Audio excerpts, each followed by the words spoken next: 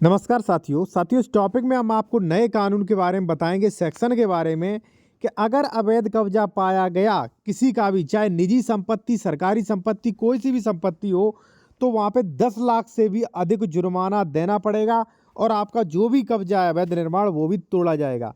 यहाँ पे हम जो जुर्माना लगाए वो आदेश तो आपको दिखाएंगे, साथ साथ मैं आपको 2 पॉइंटों पर बात करूँगा। पहले सरकारी ज़मीन साथियों, ठीक है, उसके बारे में बात, ठीक है ना। दूसरा, निजी संपत्ति पर कानून जो है वो भी मैं आपको बात करूंगा, ठीक है, निजी संपत्ति पर नियम नंबर 127 धारा 134 136 के बारे में, ठीक है। तो सबसे पहले सरकारी बारे में हम बात कर लेते हैं कि सरकारी जमीन पर अवैध कब्जा है तब, ठीक है, फिर हम बात करेंगे निजी संपत्तियों के बारे में। देखिए कानून दोनों के लिए है, ठीक है, जिस प्रकार से सरकारी उसी प्रकार से जो है निजी संपत्ति, सेक्शन बस चेंज हो गया, वो आपको समझा देंगे। और देखिए कोई भी आप बेहतर कानूनी सलाह लेना चाह रहे हैं किसी भी मैटर पर विशेषज्ञ द्वारा, तो कॉन्टैक्ट नंबर हमारा वीडियो की डिस्क्रिप्शन में मिल जाएगा। या आप अपना कोई डॉक्यूमेंट्स वेरिफिकेशन करवाना चाहते हैं, जैसे मान लीजिए कोई ज़मीन वगैरह खरीद रहे हैं, उसका वेरिफिकेशन कराओ, ज़मीन विवादित वगैरह तो नहीं, तो वो भी आप करवा सकते हैं, ठीक है। कॉन्टैक्ट नंबर वीडियो की डिस्क्रिप्शन में मिल जाएगा। देखिए साथियों, सबसे पहले मैं आपको बता दूं कि सरकारी संपत्ति पर आप कितने भी साल काबिज रहो, चाहे रहो 12 साल या रहो 20 साल, आपको मालिकाना हक कभी नहीं मिलता, ध्यान रखना, ठीक है। ऊपर से क्या है कि अगर किसी व्यक्ति ने धारा 67 की कार्रवाई कर दी, तो धारा 67 में क्या होगा, ग्राम पंचायत की संपत्ति की छत एवं उसका दुरुपयोग करने वाले अत्याचारी को रोकने की शक्ति, ठीक है। तो जो एसडीएम वगैरह जो है उन्हें रोकने की शक्ति भी है कि अगर मान लीजिए कोई भी चरागाह की भूमि है, ठीक है, कोई आरक्षी ज़मीन है, कोई ग्राम सभा की ज़मीन है, तालाब तलहटी की ज़मीन है, नाली की चक्रोड़ की ज़मीन है, तो ऐसे में उसे बेदखल किया जाएगा और उससे जुर्माना भी लिया जाएगा। चलिए मैं आपको बताता हूँ। अब देखिए यहाँ पे आप देखिए कि सहायता के उपबंधों के अधीन सौंपी गई समझी जाएगी और संपत्ति क्षतिग्रस्त हो जाती है, तो उसका दुरुपयोग होता है, तो वहाँ ग्राम पंचायत या अन्य प्राधिकरण इस सहायता के उपबंधों के अधीन भूमि पर कब्जा प्राप्त करने के लिए हकदार हो और ऐसी भूमि सिवाय अधिभोग में वहाँ यथास्थित भूमि प्रबंधक और समिति अन्य प्राधिकरण लेखपाल वेत रूप से जो है सहायक कलेक्टर को सूचित करेगा, यानी कि एसडीएम को सूचित करेगा। और एसडीएम इस पर कार्रवाई क्या करेंगे वो देख लीजिए। इसके अधीन सूचना प्राप्त से सहायक कलेक्टर जो भी एसडीएम है, समाधान हो जाता है कि विनिर्देश में संपत्ति क्षति कर दी गई है, यानी कि भाई ग्राम सभा, तलहटी, नाला, नाली, चक्रोड़ वगैरह की अगर क्षतिग्रस्त कर दी गई है, यानी कि उस पर कब्जा कर लिया, निर्माण कर लिया, ठीक है, तो वहाँ दुरुपयोग किया गया है, किसी व्यक्ति सहायता के उपबंधों के उल्लंघन की धारा निर्दिष्ट रूप से भूमि पर अधिभोगी हो, वहाँ संबंधित व्यक्ति को कारण बताओ नोटिस जारी करेगा। तो जो भी मजिस्ट्रेट है जो है वो ऑफिस की तरफ से कारण बताओ नोटिस जारी होगा, जैसे धारा 67 का नोटिस भी कहते हैं साथियों। उस नोटिस में ये बताया जाएगा कि भाई आपने इस ज़मीन पे जो है सरकारी उस पर कब्जा कर रखा है, ठीक है, आपका इतना वर्ग स्क्वायर मीटर आपने कब्जा कर रखा है, आप कृपया हमें ये बताइए कि आपसे जो है जो भी मान लीजिए ये मुआवजा जो है वो क्षतिपूर्ति जो है वो क्यों ना वसूली जाए, ठीक है ना, कारण बताओ नोटिस देगा और फिर उस नोटिस पे आपको आपत्ति का अवसर होगा, ठीक है।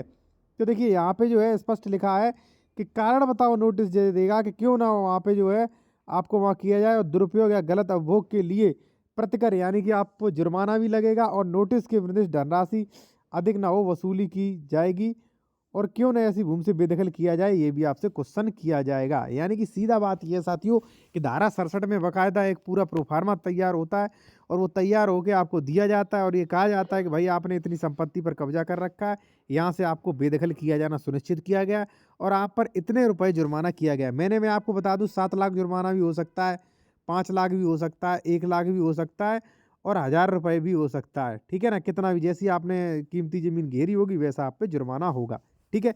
चलिए मैं आपको बताता हूँ नोटिस के बारे में। अब यहाँ पे आप नोटिस देखोगे, यहाँ पे स्पष्ट लिखा है कि साक्ष्यों को भलीभांति अवलोकन कराया गया। लेखपाल ने अपने रिपोर्ट के समर्थन में नक्शा नजरी इंतखाब खतौनी प्रस्तुत किया। अवलोकन से स्पष्ट हुआ कि विवादित भूमि ग्राम सभा सार्वजनिक उपयोग की है तथा राजस्व अभिलेख में बंजर नाम से अंकित है। संपत्ति में क्षति पहुंचाई गई और यहाँ पे प्रस्तुत आपत्ति निराधार बलहीन होने के कारण निरस्त किया जाता है, यानी कि भाई जिसका कब्जा था उसने आपत्ति दी कि मुझे छोड़ दिया जाए या मान लीजिए हमारा कब्जा नहीं पाया गया, तो आपत्ति उसकी खारिज कर दी कोर्ट ने, ठीक है। अब यहाँ पे आप देखेंगे क्षतिपूर्ति आरोपित वसूल किया जाना न्यायोचित प्रतीत होता है। उसने कहा कि भाई जो उसने कब्जा कर रखा है 2 4 5 साल, ठीक है, और ज़्यादा नहीं था, मुश्किल से 5 वर्ग मीटर कब्जा था, ठीक है ना, तो भाई उन्होंने जो है जुर्माना डाल दिया। स्पष्ट रूप से आप देख सकते हैं जुर्माना जो है 9,000 रुपये की धनराशि है, 9,000 रुपये यहाँ पे जुर्माना डाला गया। ठीक है, आदेश दे दिए गया। तो इस प्रकार से साथियों अगर मान लीजिए कोई चरागाह है, ठीक है ना, चरागाह है, तालाब है, ठीक है ना, कोई भी सरकारी जमीन है उस पर कोई कब्जा किए है तो उस पर धारा 67 की कार्यवाही होना सुनिश्चित है। अब ये तो हो गया सरकारी का, ठीक है। अब ये हो गया निजी संपत्ति का। साथियों निजी संपत्ति के लिए भी लगभग सेम प्रोविजन किया गया है। चलिए मैं आपको बताता हूं बेदखली के लिए वाद, ठीक है। और देखिए एक चीज मैं आपको और बता दूं, अगर आप किसी भी मैटर पर बेहतर कानूनी सलाह लेना चाहते हैं बेहतर वकील से, तो कॉन्टैक्ट नंबर वीडियो के डिस्क्रिप्शन में मिल जाएगा। देखिए साथियों एक चीज मैं आपको बताऊं कि आप पहले ये सुनिश्चित करें कि आपका विवाद किसका है। अगर मान लीजिए आपकी ये जमीन है और दूसरा व्यक्ति कब्जा कर रखा है यहाँ तक, तो पहले इसका सीमा संबंधी विवाद है धारा 24 से सॉर्ट आउट करें, ठीक है।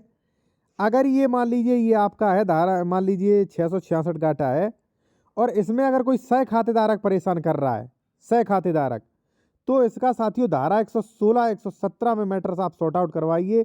इसमें आप मत जाना बेदखली में, ठीक है। जब कोई धारा 24 से नहीं हट रहा है, या मान लीजिए आपकी ज़मीन ये है पूरी ज़मीन पर कोई कब्जा किए, या मान लीजिए आधी ज़मीन पर कब्जा किए, तो आप जो है साथियों धारा 134 यानी कि बेदखली के लिए वाद ला सकते हैं और नियम नंबर 127 में उससे नुकसानी की दर भी ले सकते हैं। अब क्या है कुछ प्रोविजन वो भी आप जान लीजिए, ठीक है। धारा 134 136 34 एक के अंतर्गत नुकसानी के लिए वाददार 136 के अंतर्गत उल्लिखित कार्रवाई नुकसानी की दर न्यायालय अथवा संबंधित राजस्व अधिकारी के विवेक पर होगा कि वो कितनी नुकसानी दर लगाते हैं। अब देखिए उनके विवेक पर तो होगा ही, साथ में आगे क्या प्रोविजन किया गया है सबसे महत्वपूर्ण वो देखिए कि नुकसानी की धनराशि अध्यासन के प्रत्येक वर्ष के विवादित भूमि पर लागू कलेक्टर की सर्किल रेट जो होती है उसकी 5% के बराबर होगी। यानी कि 100 रुपये की ज़मीन है तो 5 रुपये जो है जुर्माना लगेगा प्रति वर्ष के हिसाब से। 10 साल कब्जा रहा तो 50 रुपये हो गया, यानी कि आधी कीमत, ठीक है ना। कम से कम बताया जा रहा, हो सकता है 10 लाख अगर लगा दी जाए तो 10 साल कब्जा, तो जितनी जमीन उतना रेट देना पड़े और कब्जा भी हटाना पड़े, ठीक है ना। प्रतिशत के बराबर से कम नहीं होगी, ठीक है ना, 5% से कम नहीं होगी। और न्यायालय अथवा राजस्व न्यायालय अधिकारी द्वारा कारणों को अवलिखित निर्देश न दिया जाए, ठीक है ना। स्पष्ट उन्होंने कर दिया है साथियों, ठीक है। तो मेरे कहने का मतलब ये है कि धारा 34 का आप उपयोग करें। अगर सीमा संबंधी विवाद है धारा 24 का उपयोग करें।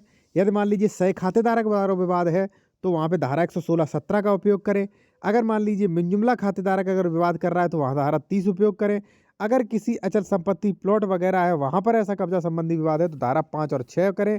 अगर मान लीजिए कोई वहाँ पे साथियों अगर विवाद कर रहा है जबरन गुंडे वगैरह लेके, तो वहाँ पे धारा 164 का प्रयोग करें।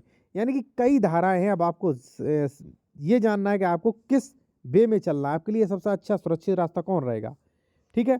तो इसी के साथ वीडियो खत्म करते हैं और कोई भी बेहतर कानूनी सलाह लेनी है तो कॉन्टैक्ट नंबर वीडियो को डिस्क्रिप्शन में मिल जाएगा हमारा।